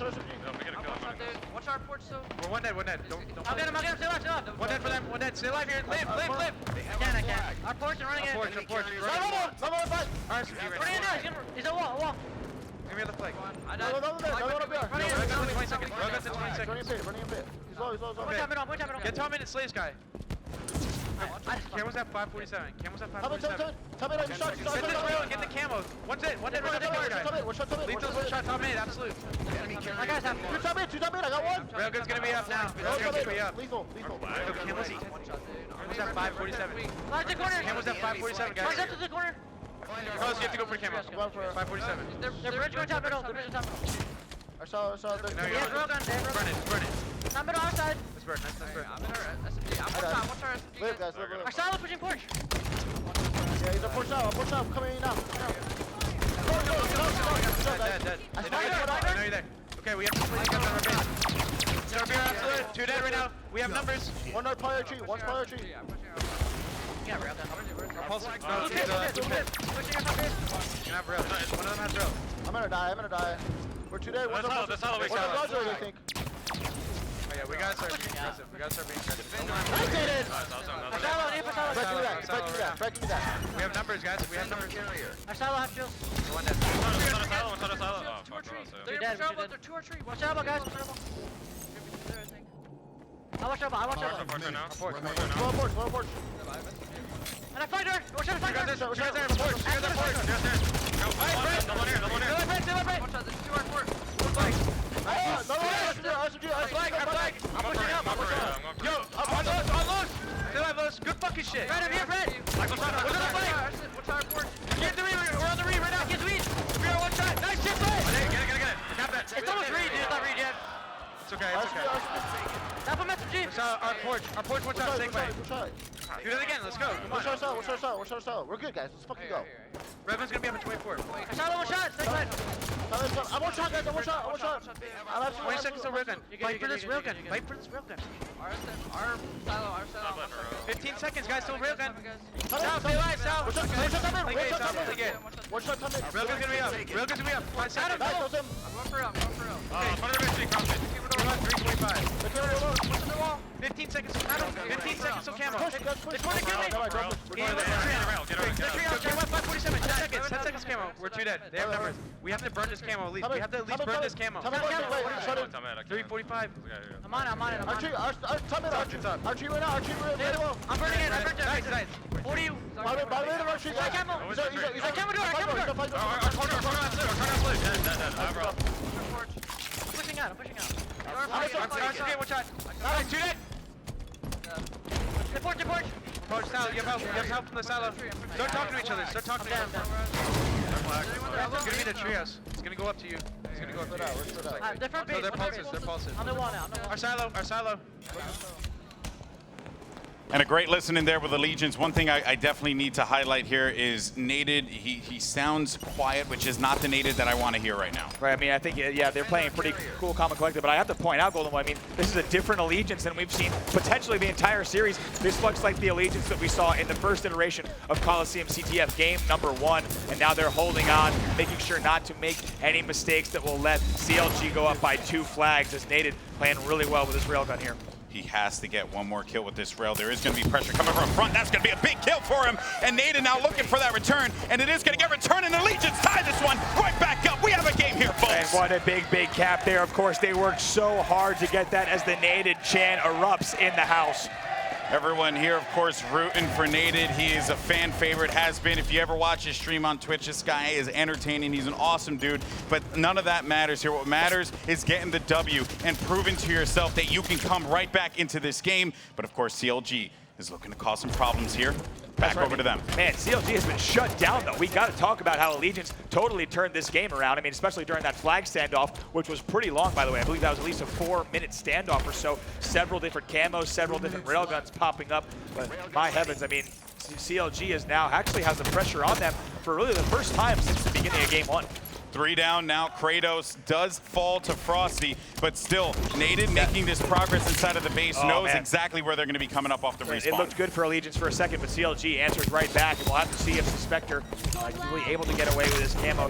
He's going to burn, so that means that that camo will not actually be awarded to anyone. Of course, that active camo is going to give you about 45 seconds of invisibility, but my goodness, now CLG is running this flag. This could spell disaster for Allegiance, but they stop the flag as well. Now over to Frosty. This is where you have to make the play. You have to come up top. The Spectre, though, can't win against that SMG. Meanwhile, you are going to have Kratos with that light rifle doing work, picking up the double kill, but he has to move in. He has to do this right here, right now. Finds one player in front of him, another one going in for the challenge, and he just cannot stay up as CLG put it on the board. CLG, Now's the time. That's a very, very late flag capture. 1 minute left in the game here. Golden Boy CLG answers back there, potentially a minute away from being the Halo World Champions. This is the time to shine if you're Allegiance, but if you're CLG, you keep playing your game, you keep grinding. You know that you're one of the best teams in the game for no reason, because people have said it time and time again.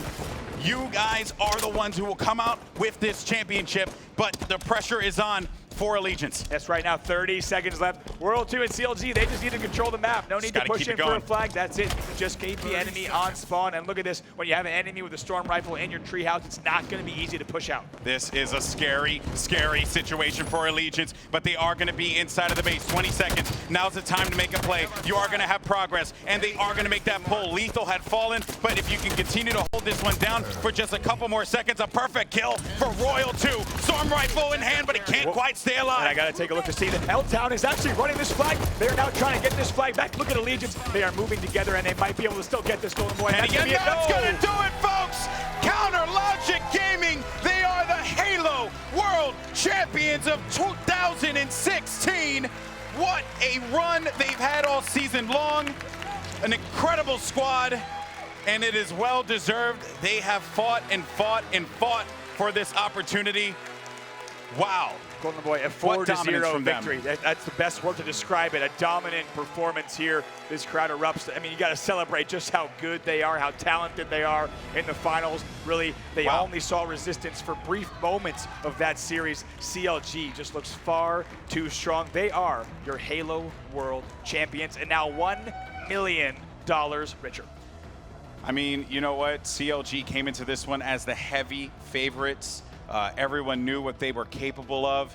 Allegiance fought hard to the last second, and I think that moving forward, going into HCS Pro League and beyond, there is just so much discussion to be had. What comes after this? But in this moment right here, CLG are the champions. Yeah, I mean, they've separated themselves from the pack, right? In the history of Halo, we've seen a lot of teams do this. Dave, you've been a part of a lot of rosters with Final Boss that you're winning championships without dropping a game as well, right? I mean, how does that feel as a champion to come out and just dominate everyone? Well, first off, winning is the best feeling. However, when you can do it in that convincing fashion, there is no question who is the #1 squad right now. They're going to go into Pro League. They're going to go into this next season as the undisputed #1 team in the world. Right. It's not like it was a Game 7 Slayer that decided it, right? It's not like they were the toss-up and anyone could have taken it in the end.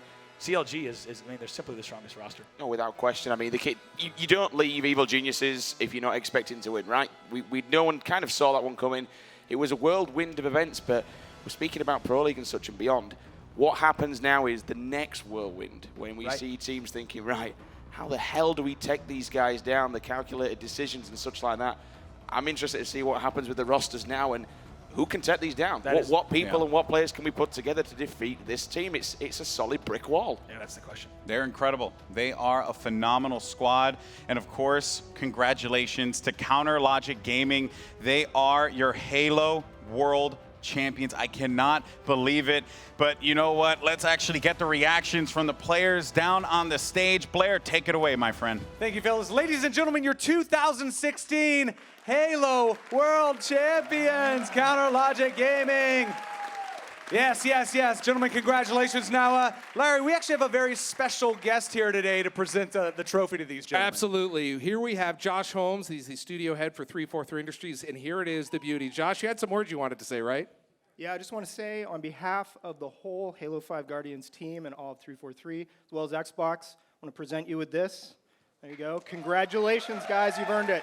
Congratulations, guys. Well done. Everybody, take your chance. Snapchat it.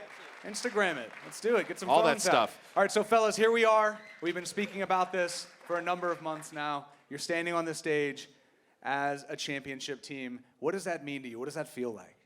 Just all the practice and hard work we've put in for this tournament is finally showing. We were grinding for the last 2 months, just nonstop, and I'm just happy it just shows. Now, you guys were calm, cool, and collected throughout this entire process, but there was a lot of pressure put on you guys from the community as the #1 seeded team. A lot of people expect you to win. Now that you've actually won, let's take a step back. Were you nervous at all coming into this competition today? No, I don't think we were nervous at all. We knew everyone knows how good we are. For there to be pressure, I mean that we didn't put the work in and we weren't prepared, and we were absolutely prepared and ready for this tournament. And then the last thing I have for you guys, you're standing here as a member of this particular team, right? But the Halo community and everything that the teams at 343 have done have really put you on the stage today. That prize purse that you're taking home is due in large part to everything that the people out here and at home have contributed to this competition. What does it mean to stand up here as a member of that community? It just feels good to show that the community is showing support towards us, because without you guys and the crowd and everyone that's supporting, we just wouldn't be where we are right now. Excellent stuff. Well, ladies and gentlemen, one more time, your 2016 Halo World Champions, Counter Logic Gaming. Yeah. Well done, gentlemen.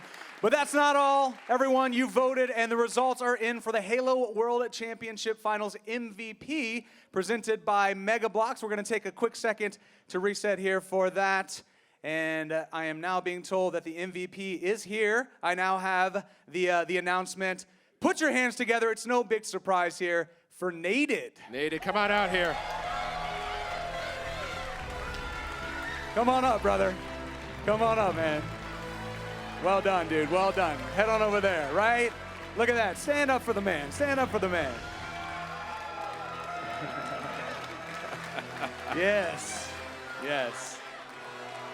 That's right. There you go. Let's let that. Naded.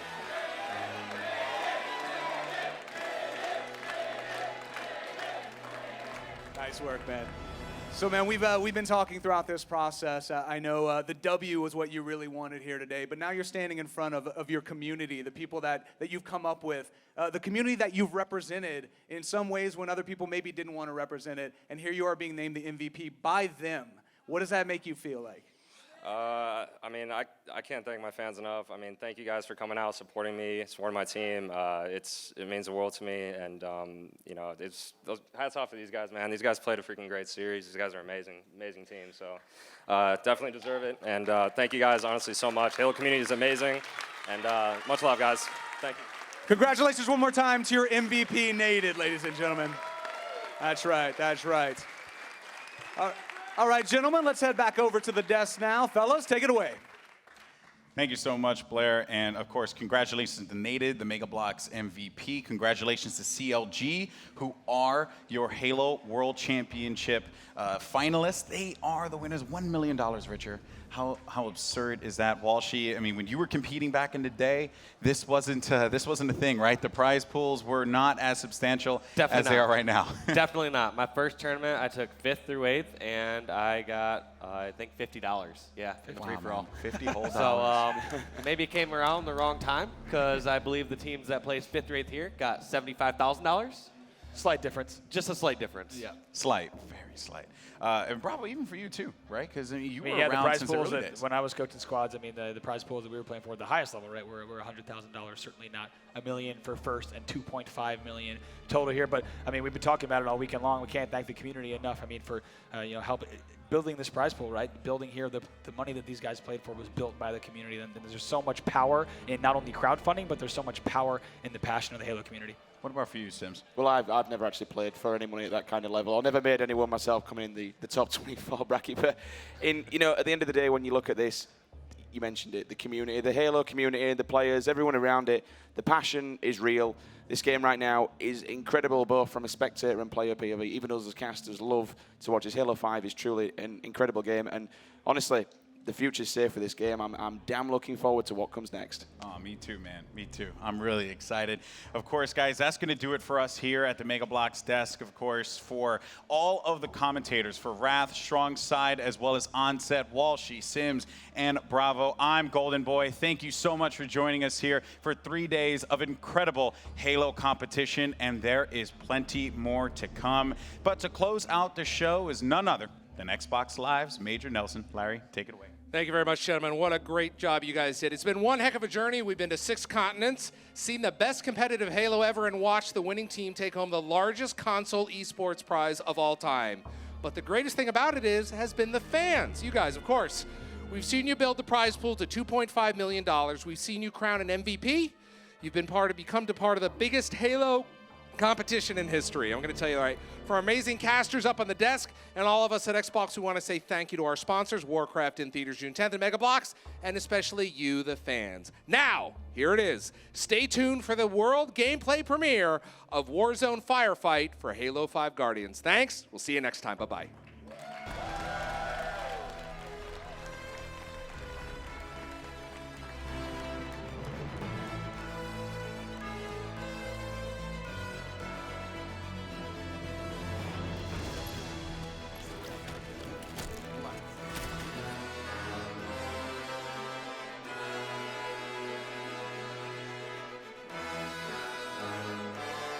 The Halo World Championship 16 is presented by Warcraft in theaters June 10th, Mega Bloks, and Xbox.